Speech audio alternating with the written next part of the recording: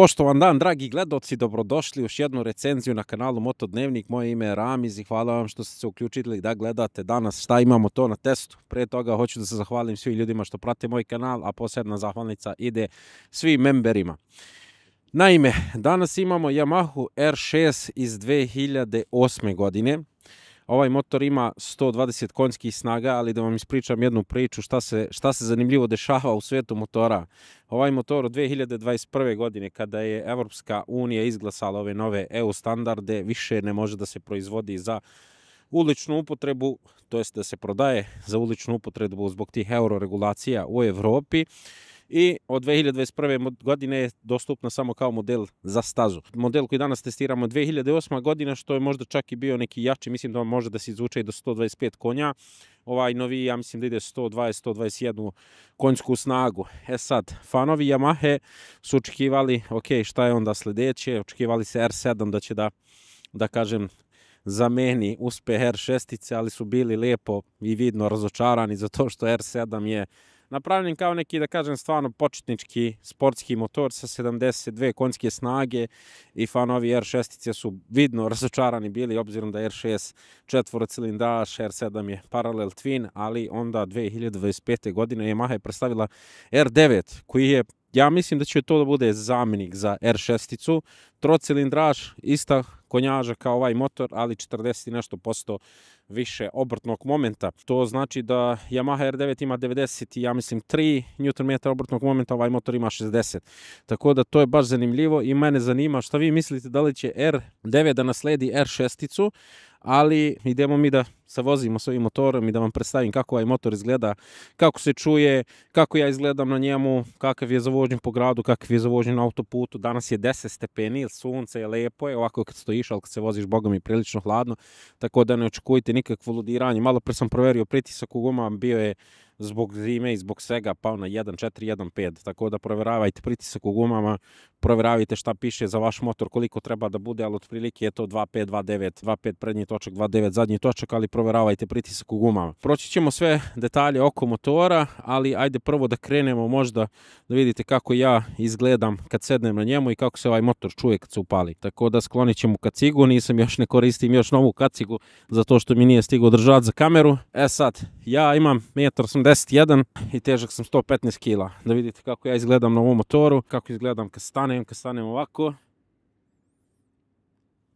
Tako da to je taj neki položaj. Visina sedišta je 85 cm ili 150 mm, tako da ja sa ovim čizmicama mogu bez problema da kako se zove, stavim obe noge. Malo osjećam da su mi noge kao na prste, ali to je kad hoćeš da pomeraš motor.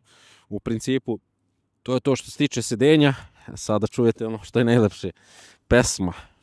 Da čujete pesmu koju proizvodi ovaj lepi motor. Okrenut ću mikrofon tamo, naravno pozadi malo ka izdovu i upalit ću ga da čujete kako se to čuje.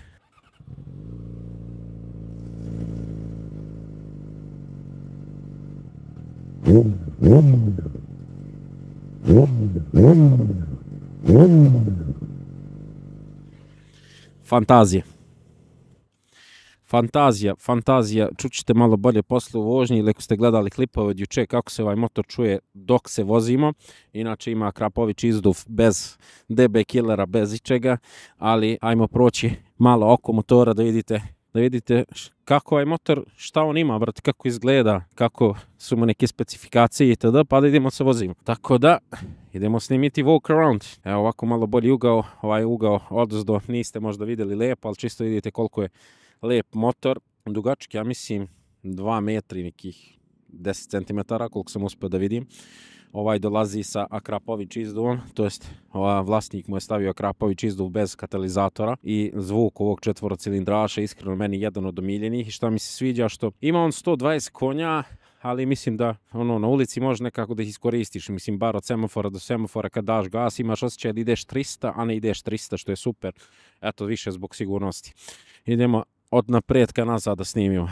Napred ima, kao što vidite, ove obične farove, nisu LED, ali su ubačene LED lampice, što je cool.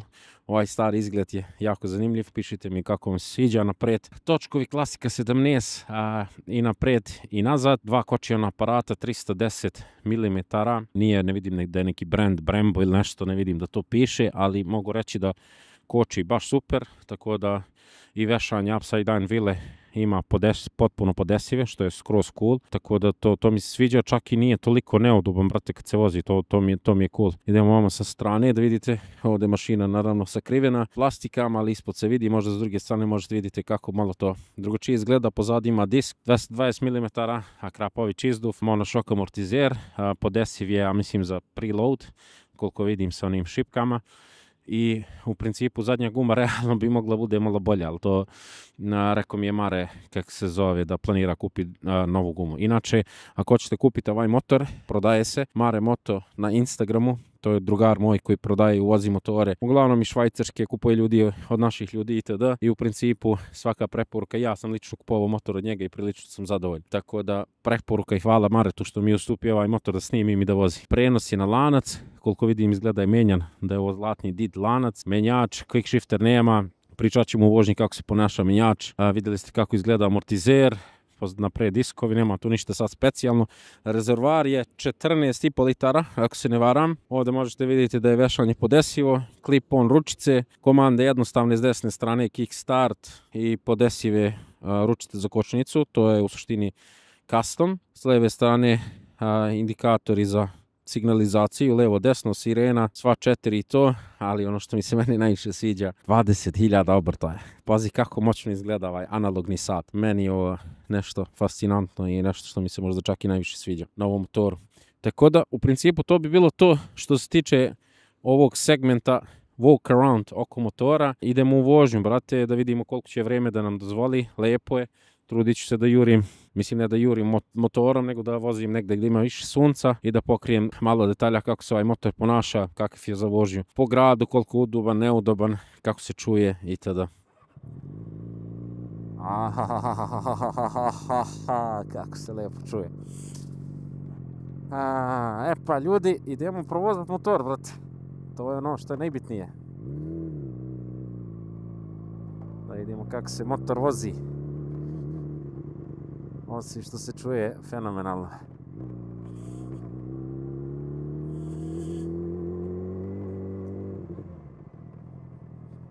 Zeleno je, odlično. Zelena si lepa vila.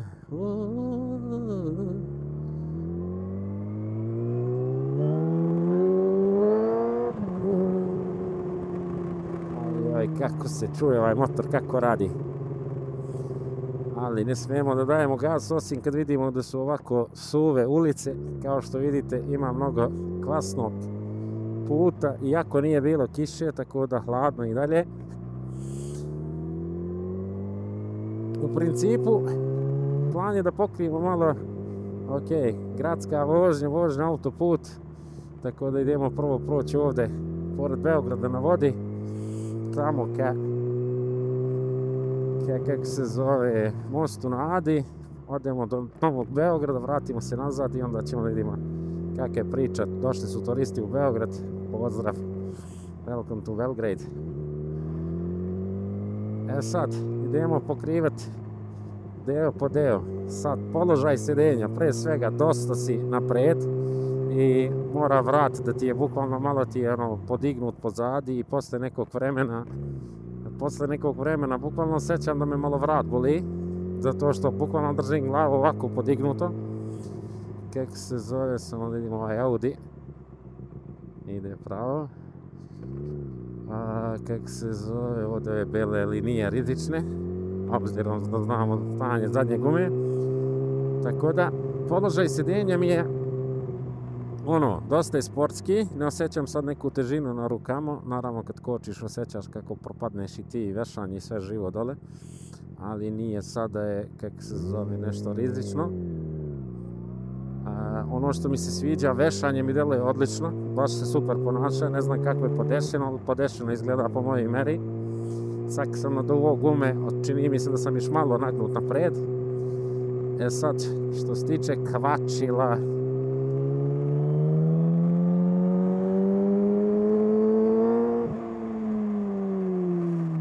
kočnice isto dosta bolje rade od kako sam naduvao gume, brate, tako da baš super.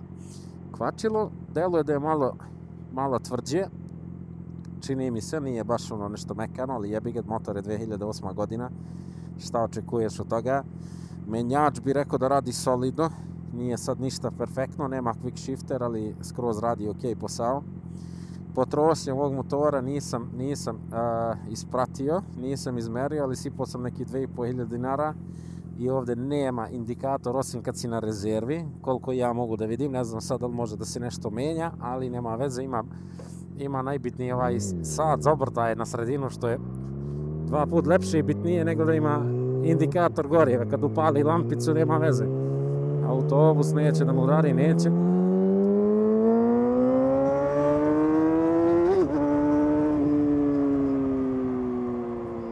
Sviđa mi se ovo, brate, što, pazi, ti si sad ubrzo, imao si osjećaj kao da ideš 700, u stvari si ubrzo 95, koliko već. I zvuk je brutalan, ovaj Akrapović, bez DB kilara, sjajan, tako da baš super radi posao. Šta mi se još svidjelo na ovaj motor je, brate, koliko je zadnja kočnica, mislim, iako je to jedan disk 220 mm, ovdje sad crveno-žuto, ovi se prestrojavaju, ići se udare. Pa kao živi, gdje će ovi ljudi? Brati, prošao na crveno. Ok, welcome to Belgrade. Iako zadnja kočnica je samo jednoklipni ovaj cilindar, deluje, brate, da baš ima lepo je podešeno, lepo ti je, brate, leži na nogu. Sad ne znam ili on, ja mislim da jeste mijenjao, ovo je neko custom, ova kočnica, evo ga zeleno. Tako da, sviđa mi se kako ti kočnica leži prirodno nekako na nogu. I možda kočiš baš lepo zadnjom kočnicom i sviđaju mi se ove kraće ručice, bukvalno vidite kako mi 2 prsta ovdje leže, uvijek su mi ruke spremne za kočenje i iskreno Brembo ima master cilindar, sad vidim je ovdje. Ja gledam što je ovako lep osjećaj kad se koči nešto, ali ima Brembo master cilindar, ne znam da li je to fabrički, ali baš se dobro čuje. Neka braća pevaju pesmice tamo, tako da što se tiče kočnica, ok, jesu custom ručice, ali generalno kočnice rade, ja mislim, skroz ok svoj posao. Sad ovdje bare, dajmo probamo da zaobiđemo malo, se provučemo, zašto vozimo motor. Retrovizori, sad ja ne znam jesu ovako baš loše podešeni ili šta, ali baš su mi, pokrivaju mi bukvalno pola ruke. Sad ne znam da li sam ja toliko širok, ne bi trebalo, nisam neka sila, ali retrovizori mi deluju da pokrivaju cijelu vidljivost, to jest tvoje tijelo, ne vidljivost lepo pozadnje. Tako da, ili neki drugi setup retrovizora ili nešto bi moralo se promijeniti, obzirom da kako ovo izgleda nešto mi nije, baš ne uliva mi poverenje. Idemo pravo ka mostu ka Adi, tamo ka Novom Beogradu, pa ćemo pričamo tokom vožnje još malo utiske. Rekao sam za kočnice, položaj sedenja, ovako kad kruziraš i cool, kako se ponaša levo, desno, pri manjim brzinama isto deluje prilično oštro, stabilno. Za motor iz 2008. Očekivao sam da će malo još lošije da se ponaša, ali ponaša se fenomenalno. To je, ja mislim, jedan od razloga što je ovaj motor toliko popularan, brate. Yamaha je to odradila fenomenalno i nije ni čudno što je ovaj motor i GSX-R 600 isto u svoje vremeno bio toliko dobar i popularan. Nisam vozio, možda jesam davno kad je Armin tek kupio GSX-R 600, ali kako se zove taj motor isto fantazija.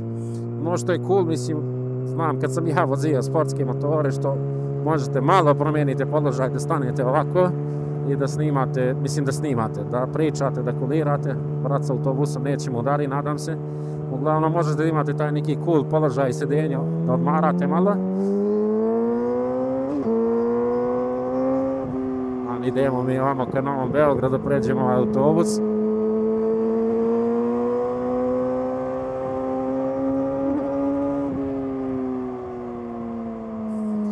Zelena si rijeka bila, kočenje.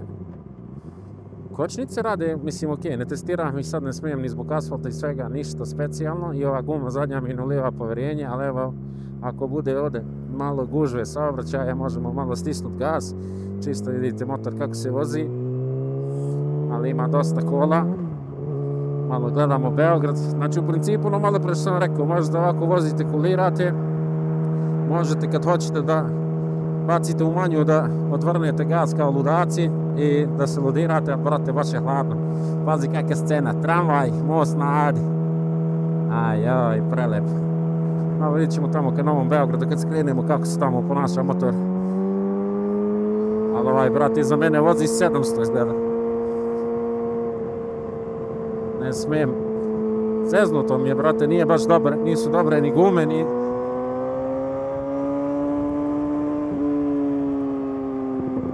Eto, čisto malo da stisnemo gas, da probate da steknete osjećaj kako se ovaj motor čuje i vozi. U krivine sam pada, samo malo naslonite ruku na levi klip on, bar i on je lego.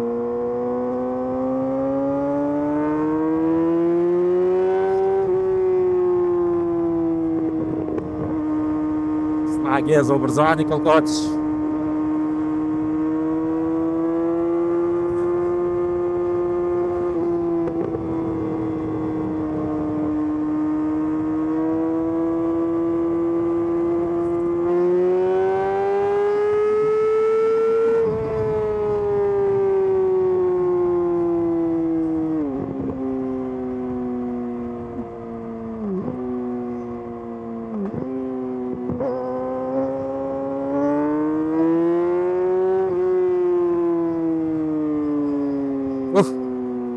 Ovdje ljudi kad se stiskaju gasovi, ja mislim da nema potrebe da pričam bilo šta. Svaka reč je suvišna. Ja mislim da ćete se složiti sa mnom. Zato što ovaj zvuk koji proizvodi ovaj Akrapović, ovo je pesma, brate. Brate, ne znam, probuditi leptiriji svaki u stomak, brate, kako se to dobro čuje. Brate, upravljiv je, baš lijep, šteta što nije neko vrijeme, lepše da mogu malo negdje da ga vozim, ali ovako neću da ga testiram previše, zato što gume. Pazi, brata, Jongler, tu Belgrade, sad ovdje autobusi, mini, će nekom udari, neće.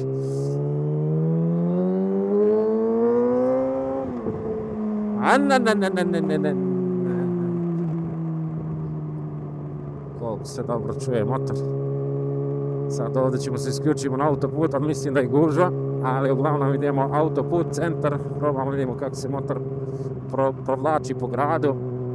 Zaštita od vetra, pričat ćemo ok na autoputu, ali zaštita od vetra malo te nema, cijel vetar vam ide u grudi i dole, ali pri manjim brzinama vam to ne smeta, za veće brzine vam treba kaciga dobra, zato što evo sam u mojom škorpion kacigom koja ima, kak se zove, lošiju zaštitu od vetra, bukvalno krene kaciga da se diže u vazduh, tako da preporučujem kacigo. Je sad sedište, pošto ti je motor nagnut naprijed, spušta me, brate, konstantno dole i malo izaziva onaj neprijatan osjećaj,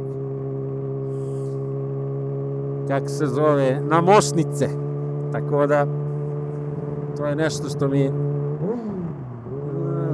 što mi se ne sviđa, naravno, ali jebi ga, to ti je vozi sportski motor. Udobnost ovog sedišta generalno nije loša toliko, iskreno, mislim, ne znam, više je sad položaj sedenja nego što je sedište sad toliko nešto neudobno i više mi vrat, da kažem, smeta što ti je malo potkočen nego što, kak se zove, što ti je samo sedište, ali to je cool. Pazi, brata sa Toyotom. Brate, nemoj da ga bacim u manju da...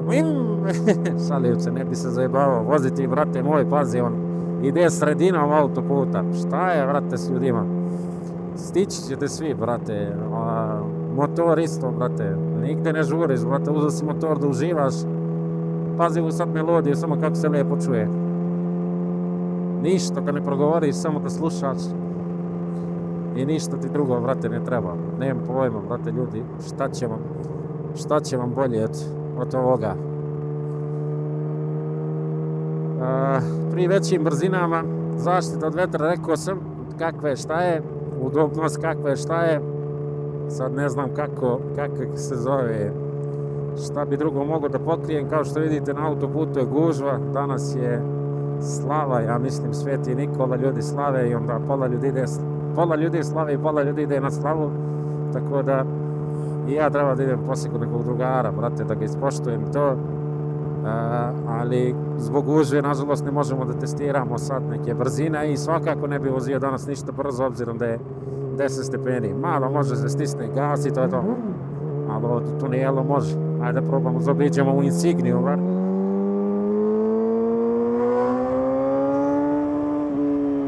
Samo da vidite kako ubrzava motor. I kako pravi buku, brate, to je fantazija. I sad možemo da se vratimo u Gulijana mod, brate. Snimamo malo Beograd koji je danas izgleda zagađen opasno. Ne znam da li se vidi na kameri, ali bukvalno kao da imaš oblake po terenu. Pravo ćemo ka Kneza Miloša i dole ka Dorčulu. Malo snimimo vožnju još kroz gradi. To je to za ovaj klip. Samo da me ovdje neko ne iskrši po autoputu. Mjenjač, brate, radi super, kvačilo je malo teže, ali šta je super, obzirom da je 4-cilindraž, bukvalno možeš u drugu da kreneš, to je top. Ima snage skoro u svim brzinama, naravno, ne povlači kao hiljadarka. Hiljadarka ima snage u 6 da kreneš, da te povuče baš dobro, ali 60 Nm obratnog momenta je to što ima ovaj motor u poređenju, recimo moja Honda NC, ja mislim da je imala tako nešto. Ali Honda NC je dosta teža, ovaj motor je težak 180 nešto kila.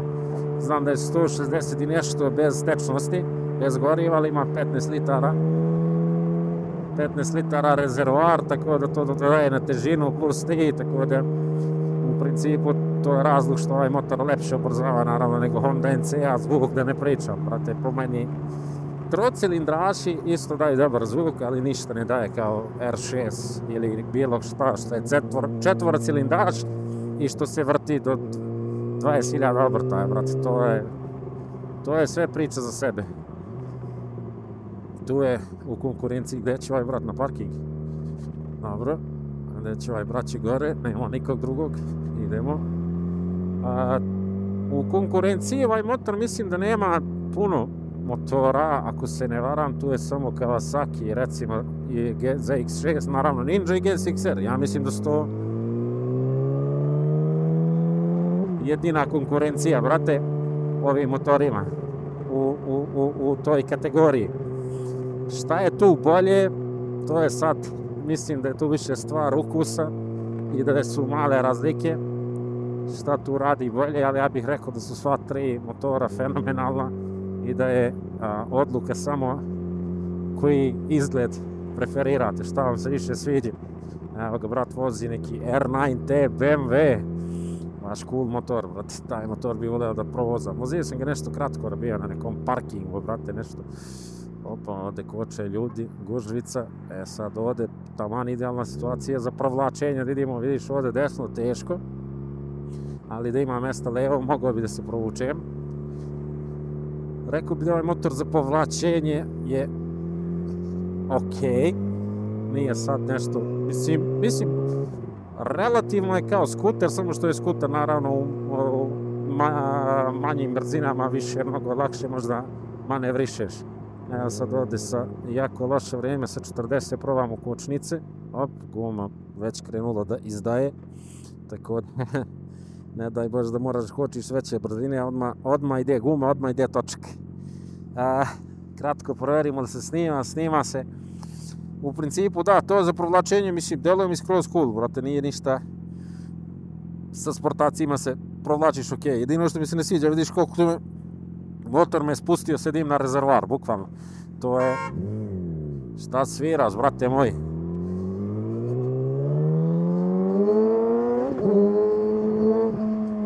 Evo ga Burazer, Pančevo, menja smer pravca, bez žmigavca, doduše ja sam promenio sat, tako da nemoj da kenjaš Ramize.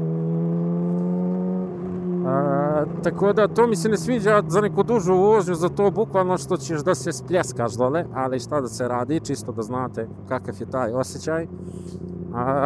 Brate, šta mi se s druge strane sviđa, evo bukvalno možeš da ubaciš motor u drugu i da ga voziš oko na vrh gasa. 20, bez problema, nema nikakvih vibracija, da ti nešto smeta. Evo da idemo ovdje preko ovih ležećih, ništa specijalno. Mislim, nije neudoban toliko, više je taj položaj sjedenja, da kažem. Ali sve se to iskreno zaboravi kad čuješ ovaj zvuk, brate. Iskreno, kad čuješ ovaj zvuk, kad čuješ kako ovo radi, evo ga ovdje provlačenje neko, čisto da vidite šta i kako, lagano možda zaobiđeš par ljudi u trakama, se vratiš ovdje ispred ovog CHR-a ili ispred Tiguana, da vidimo ko će me pusti. CHR me pustio, dobro. Kad čuješ ovaj zvuk, brate, zaboraviš i položaj sedenja i sve. Kažem, zbog vremena i guma, ne bih smio da sad upravljam se previše levo desno, da vidimo kako se motor ponaša, ali rekao bi se ponaša super. Bilo bi dobro ako ne bude gužve, a znam da hoće. Jutros kad sam dolazio na posao nije bila gužva uopšte, obzirom da je slava. Tek mi se sad aktivirao žmigavac, ovi žmigavci. Opa! Ljudi! Ode motor na prednju. Nabao sam se na prednju, brate, ovi su mi ukočili naglo, ali srećom nije se ništa desilo, išao sam sporo, što je cool. Hoće li ovaj burazir me popusti? Hoće. Bilo bi dobro, tamo se prestojimo. Taksista uletava u nekošeno. Ujebem ti Beograd, šta je ovo? Što viće ona brat na snimak. Evo vam je grad, jebo vas grad i Beograd, ko može da živi ovdje. Kako sam refleksno reagovao malo pre. Aj,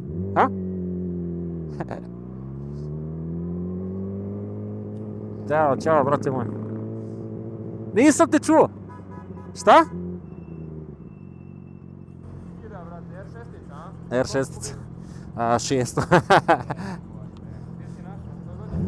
2008. Akrapović bez DV killera, fantazija. Cijela. Odvrni da čuješ.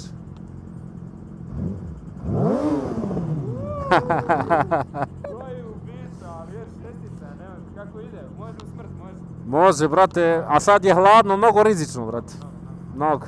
A ja sam mislio za neki DMT, neki 07, zato što ja ne umem i to, kako je? Brate, MT7 je lud motor. U krivinama i to. Brate, u krivinama, nego su, sad je hladno i loše su gume, pa ne smijem da ga, ali prelepo se ponaša. Brate, kako izgleda crna, brate, svaka čast. Hvala, brate. Živ bio. Hvala, Ajde. Ovo je cool, brate. Kad sretneš ljude, malo da im pokažeš motor. I ovo je nešto što ja mislim da rijetko će se desi sa nekim motorom koji nije sportski. Da ti neko oko kaže, joj. Pogotovo R6, vidiš, brat se oduševio R6-icom, tako da baš cool, brate, baš mi je drago. Rekao, brate, odvrni ga slobodno. Odvrnuo je gas do 8000, on je zavriskao kao ne znam, brate. Šta sam teo? Teo sam ako ne bude gužva u Terazijski tunel da ga odvrne malo. Ali vidjet ćemo ako bude gužva ništa, vraćamo se desno na Dorćol odmah, ako ne bude odvrnemo i to je to da završavamo vožnju. U principu motor je strašan. R6-ica, ja sam rekao i kod Harlijeve devojke u podcastu da može se kupi legal right, da može se kupi da se registruje. Ja bi kupio taj motor kao nov, pošto planiram nov motor da kupim, ali obzirom da ne može se kupi kao nov, onda nažalost ništa.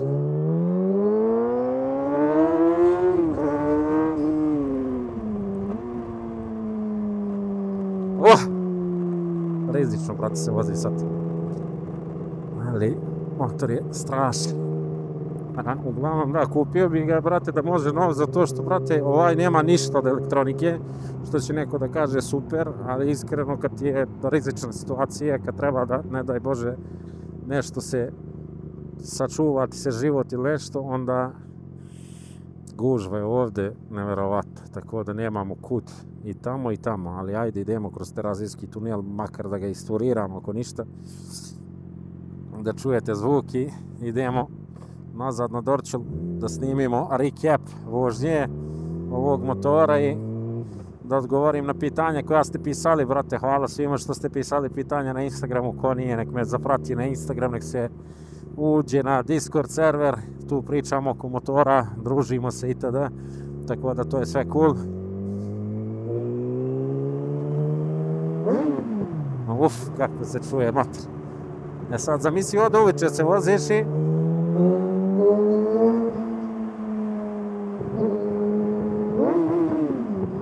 daješ gasove, brate. Aj. Naravno. Vidite koja je gužva, da se nema gde. Opa, voli će da mu udari, neće. Opa. Brate, ne vidim lijepo na retrovizore i to je problem, iskreno. Zato što, brate, može neko te zakači. Evo ga čuveni McDonald's na zelenom vencu. Uglavnom, da, to sam rekao, brate, da može da se kupi, da se registruje, kupio bi ga zato što je super. I to je top. Ćao ljudi. Bajkeri na BMW-u naravno se ne pozdravljaju. Zato što ova nova elektronika, ok, znam da kažem neko to fali, nekom fali, nekom ne fali, meni iskreno ja više volim da imam što više sigurnosnih sistema na motoru. Evo ovdje preko kaldrme, brate. Motor udobniji nego moj NC, brate. Jel moguće ovo, brate? Majke mi, vešanje radi bolje nego na NC.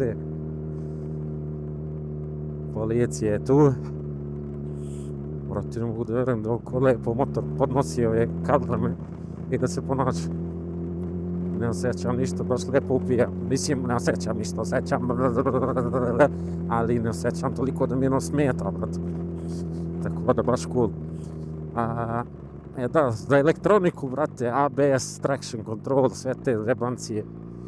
Koliko god da ste dobar vozač, kao na primjer, malo pre ja sam išao 20, morao sam hitno da kočim na prednju, da nisam bio dobro podešen s motorom, mogo je prednji točak da mi proklikza. Ovako sam bio, brate, samo se nabao na prednji točak, motor se podigao i dokazao na neki način koliko ima moć zaustavljanja. I zaustavio motor, ali kad imaš neke te engine brake control, traction control, mislim da to sve znači pre svega za sigurnost. Mogu sam svratim u Burger House da jedem, poštovanje, brat vozi Triumph Speed 400. Mogu sam da svratim do, kak se zove, Burger House-a i tu da snimim kao recap, ali vidjet ćemo možda dole negdje na Dorčelu da snimimo recap. I da, zeleno, izvinite, kak se zove, i da završavam ovaj klip, da odgovorimo samo još na pitanje gledalaca i da uradimo rekapitulaciju. Uglavnom, R6-ica, fantazija motor, iskreno. Još jednom hvala Maretu na tome što mi je pozajmio ovaj motor da se vozim, tako da sjajno. Možemo tamo isto možda levo skrenemo na ovaj parking na Kalemegdan da snimimo, sad ćemo da vidimo ako bude moguće. Jel to beše ovdje treba se skrene? Treba, zabranjeno je, ali sad ćemo da uhvatimo ovdje talas žutog i crvenog i da pređemo, samo da nas ne udari neko preko šina, neće. Odlično, idemo se provučemo i tu ćemo da negde parkiramo kamericu i da uradimo rekapitulaciju. Pa ljudi, hvala vam što ste gledali ovaj klip do sad, a sada odgovorimo na pitanje ljudi koji su pisali na Instagramu šta ih zanima za ovaj motor, tako da hvala svima što su pisali. Idemo redom. Koliko si visoki si spakovan motor, manji od konkurencije? Pa jeste manji, ali vidjeli ste na reprezentativnom snimku, ja mislim kako izgleda. Da li je to dobar motor za početnike? Pa iskreno ne bih preporučivao početnicima, mnogo je lud motor. Kakav im je agregat? Agregat je fantazija, ovaj ima 35.000 km, vidjeli ste kako radi, brate, Japan je to nema greške. Koliko litra ulja troši na 100 km? Pa ne znam, iskreno neko je rekao da troši mnogo ulja, ali nemam pojma, ja nisam posjedao ovaj motor, tako da ne bi znali. Troši litar, više ne zanima me, sipat ću mulja, brate, samo nek ide ovako, nek se čuje. Da li je stvarno oštra kao što pričaju? Najbolji motor u klasi 3 godina. Pa, brate, nisam loše vrijeme, nisam ga sad testirao nešto po krivinama, ali upravljivost mu je odlična za tu godinu, vešanje, kočenje, ubrzanje. Definitivno opravdava sve, znači iskreno baš sam se oduševio. Da li je pogodan za duže puteve samo za grad? Pa, brate, za duže puteve mislim da i nije baš. Mislim da će da se ukočiš, malo vratiti je stalno, konstantno ovako i malo ćeš da imaš nelagodu u međunožju, ali nemam pojma, ima ljudi što voze Hayabuse na put, tako da ima svašta. Je li potreba neki dopoltenti servis nakon 30K? Ne znam što znači ovo. Šiju ulje, ne znam koliko može da ide u prvoj, mislim može da ide 120, ako se ne varam, u stvari ne znam. 90, ne, ima neki klipovi da sam ga stiskao, pa možete provjeriti. Top speed je 255 do 270, zavisi od tuninga. Kakvi na putu, vidjeli ste malo prije, meni je super. Max speed u prvoj, pa to sam vidio i če, brate, koliko ide, šta ide. Da li se isplati R6 više od GSX-era? Pa, brate, ne znam, to ja mislim, kao što sam rekao malo pre u tokom klipa, to je sad stvar ličnog izbora, šta ti se više sviđa, da li hoćeš voziš R6 ili GSX-R, tako da imam pojma. Valjali za početnika, rekao sam da ne. Da li stvarno toliko greje mošnice? Pa mislim, meni sad ništa nije, nisam osjetio ništa da greje, tako da rekao bi da ne, leti ok, sigurno da. Da li je podržan za duže putovanje? Ne bih se rekao da jeste. Između R6 u toj klasi, po čemu su bolje lošiji? Pa nisam vozio sad neke motore iz te godine, iz tog vremena da bi mogao da uporedim, ali kapiram da su svi slični, da su razlike male. Sad možda neko ima bolje gore kočnice, Kjer hoće da mi pojede, nemoj da mi pojedeš ranac, molim te. Da li je bolje od GSX-era? Pa, kažem, stvar izbora, mislim da su to sad nijanse i da svi oni malo različito rade, tako da to je ja mislim ta nijansa. Da li ima razlike u brzanju odnosno MT-09 s obzirom na istu konjažu? Mislim da drugačije rade motori skroz, obzirom da ima isto konja kao MT, kao R9 novi što izlazi, samo se sklonim, prođe traktor. Dobar dan, gospodine. MT ima 40 i nešto posto više Nm obrtnog momenta, ja mislim da moj osjećaj neki je mnogo, mislim nije mnogo, povlači ovaj super, ali MT jače te povuče, brate.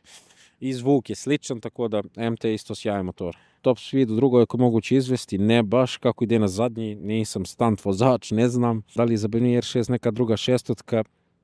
Ne znam, nisam još testirao neke druge šestotke, voleo bi testiram, vidjet ćemo. Ima li quick shifter, ovaj model nema. Za visoke vozače ne bih rekao, u stvari 850 mm, mislim da je ok za vozače do 1,90 m, brate, i ne znam ni sam. Tako da šta znam, ali mi sviđa ovo pitanje, da li je i 1% dobra ideja kao prvi motor? Mislim da 1% možda jeste, ali ako ste vozili lupam nešto, kao prvi motor nije nikako, nije ni 0%. Može li 270, može tađo ako ga voziš na stazu, vidjet ćemo u aprilu vozim stazu R6-icu, tako da bit će to super klipovi to. Nema pitanja, R6 je vrh, slažem, hoćemo giveaway 1 R6, pa ako dođemo do 50.000 subscribera, možda nekom kupimo R6, brate, od fanova, tako da, to jest fanova, od ljudi koji me prati. Ali meni je to fanovi, prijatelji, vi ste mi svi prijatelji. Kad će da poraste i da bude R1? Pa, druge, visina, R1 je poseban, ovaj poseban, R1 poseban zvuk ima, ovaj ima poseban, tako da mislim da, nemam pojma, super mi je što su tako različiti, tako da ne znam ni sam. Potrošnje, da li moguće koliko je dobro, tako da u principu da, to bi bilo to što se tiče pitanja i da izvršimo neki zaključak, brate, nakon ovih 2 dana vožnje, mislim da je motor fenomenalan, naravno nije najudobniji na svijetu, položaj sedenja takav kakav je, središte te spušta zbog tog visokog položaja sedenja itd. Mislim da je ima tih neki mana, ali kad ga upališ, kad čuješ zvuk, kad daš gas, sve to nestaje, brate. Za kog je ovaj motor? Pa mislim za ovaj motor da je za nekog, brate, ko voli da se gasira malo po gradu, ko voli se vozi od tačke A, tačke B, da stiska gas, da ga ljudi vide itd. I ko voli da uživa u ovakvom zvuku itd. Tako da mislim da je super motor za te neke možda kraće destinacije, za svoj merak, za te neke stvari. I kakvu resale vrednost ima? Ovaj resale vrednost bi rekao da ima super, da bi svi kupili R6, pogotovo sad kad više ne može da se kupi nov za za ulicu, tako da pogotovo ovi novi modeli mislim da će bude na ceni, ovi stari će biti na ceni, tako da mislim da ima dobru prodajnu vrednost. I da li bih ja kupio ovaj motor, to sam već pomenuo u toku videa, mislim da definitivno bi, ali bi kupio neki novi koji ima malo više elektronike. Ovaj mi je rizičan, s ovim bi se negde, brate, skršio, sjebo, nešto, izvinite na ružnom akcentu reči, ali šta god kapirate što ću da kažem. U principu to bi bilo to za ovaj klip, za ovu recenziju. Ako vam se svidjelo, lupite like, subscribe, prijavite se na novogodišnji giveaway i ako hoćete gledati ostale recenzije na mom kanalu, evo ga video tu, izvolite, uživajte. Ćao!